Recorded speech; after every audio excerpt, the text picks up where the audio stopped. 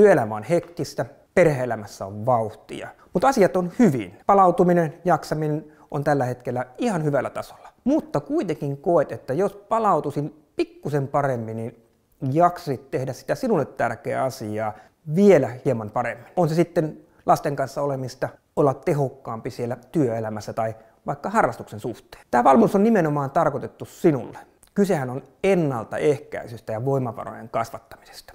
Elämässä asioita kertyy. Me ihmiset ollaan haalijoita, meidän on vaikea luopua mistään. Ja yhtäkkiä niitä asioita vaan kertyy niin paljon, että se vaan odottaa sitä, että yksi juttu tapahtuu siellä elämässään.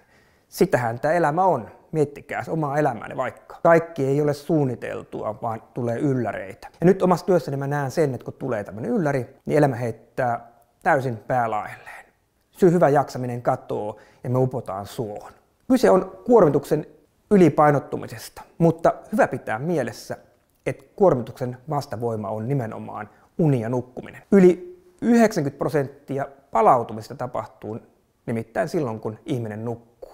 Nyt tämän valmennuksen aikana me lähdetäänkin ennaltaehkäisevästi vahvistamaan, kehittämään sitä teidän nukkumista, joka väistämättä tarkoittaa sitä, että me parannetaan myöskin sitä palautumista.